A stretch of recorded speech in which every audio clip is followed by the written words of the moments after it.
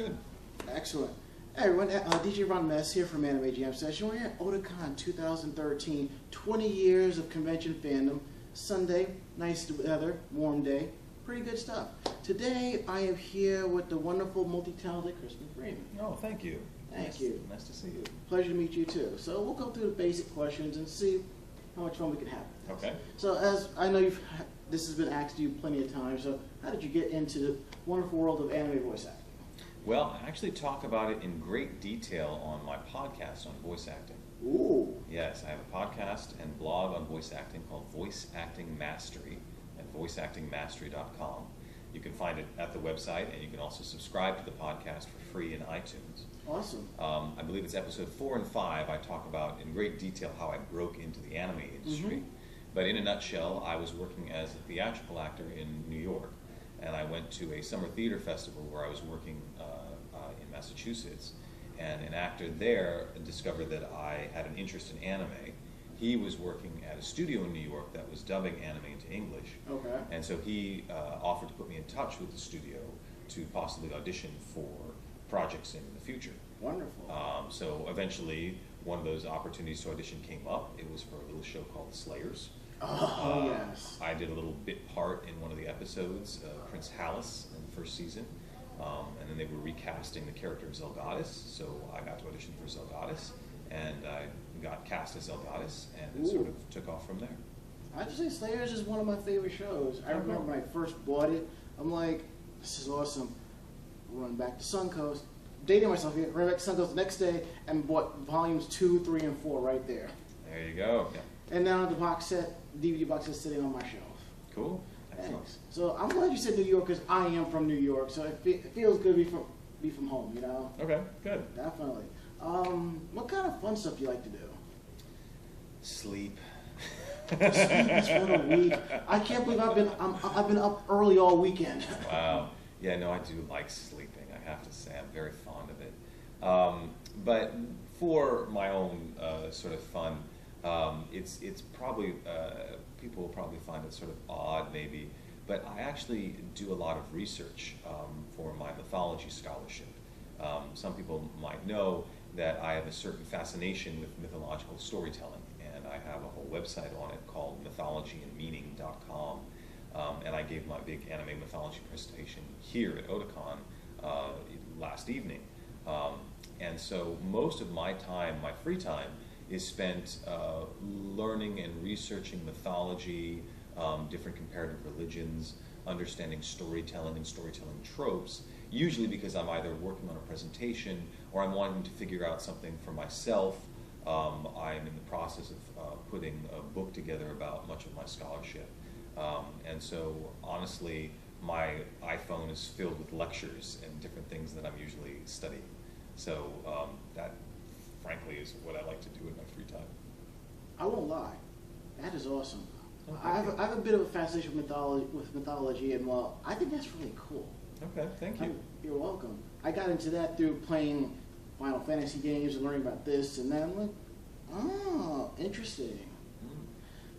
And normally I hear most people they play video games and stuff like that, but mythology, that's really cool. Thank you. You're welcome. When it comes to various voices you've done, is there a particular one that kind of stands out that's like, you just nailed it just like that? You mean one that I felt like I just sort of slotted into, that Yeah. felt like a nice fit? Mm-hmm. That's an interesting question. I think Zelgadis was a pretty good fit for me. There was something about me that was a little sort of arms crossed Yes. and not wanting to deal with these silly people. When I came to LA and started taking some voiceover classes, one of the things one of my teachers said to describe me was that he doesn't suffer fools. And I think that sort of describes Zelgadis in a nutshell. Zelgadis doesn't really suffer fools. Right. So I think Zelgadis was probably a really good fit for me early in my career. And it's funny because I played that kind of character numerous times. In many ways, the character of Kyon in The Melancholy of Haruhi Suzumiya is not far in attitude from Zelgadis. Kyon also does not really suffer fools. And so that's always a sort of fun character to sort of slot into. True. I mean, Zelgadis, he seems like, well, I'll have my fun. I'll do with this. Killen is like, I can't believe this is actually happening. You know? Yeah, Killen sort of likes to play the long suffering card a lot, even though he's really enjoying himself. But Killen does not really care for people who are idiots very much. He doesn't have a lot of patience for that. Can't say I don't blame him. Yeah. So, is there a particular voice that it took you a while to get the hang of? Well, yeah. Some of the voices that take me a while to get the hang of are when I do celebrity voice matching. So I do the celebrity voice matching for Orlando Bloom. Ah. So I do all the Pirates of the Caribbean video games, and I do almost all of the Lord of the Rings video games, doing Legolas, Will Turner in the Pirates of the Caribbean video games. Mm-hmm. And so that, it can be challenging because you have to try to match the match the voice rather, as exactly as possible. Mm-hmm. So that takes work, that takes study to be able to pull that off. I've also done it for Ben Stiller from Madagascar, playing Alex the Lion, Stephen Colbert in Harvey Birdman, Gerard Butler in 300. Those can be sort of challenging. One of the other challenging voices for me to do were actually the dark, brooding voices. Yeah. I know that I'm sort of famous for that now, but when I started playing characters like Alucard and Amon from Witch Hunter Robin, or Alex Rowe from Last Exile, those guys are really tough technically to be able to sort of keep them edgy and steely without them going flat and just sounding monotone. Gotcha. Your acting chops have to be really sharp. And so that was something that I had to learn. I remember when we were working on Witch Hunter Robin, Mm-hmm. it took me a while because we'd do a take, and the director seemed pretty happy with it, and I was not. I was like, no, we got to do that again, until I got it just the way I wanted it before we could move on.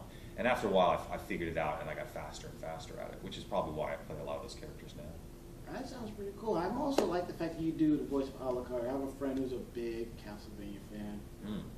Except I didn't do Alucard in Castlevania. I'm sorry. That's all right. You know, It's confusing. I played Alucard in Hellsing. All right. Again, I have a friend who's a big Hellsing. Two friends are big Hellsing fans. Mm-hmm. They're going to probably be a little jealous I'm interviewing you right now. So. There you go. Yeah, one of them is in Jersey. The other one's in Australia. I'm like, you don't want to travel across the world. I don't know what to tell you. No. What can you do? I'll just wait for her to get back. Like, I want to show you something. What is? Just watch the video. And she'll be like, I can't. Well, you don't got married on Otakon weekend, so I don't know what to tell you. So. Gotcha. Yeah, definitely.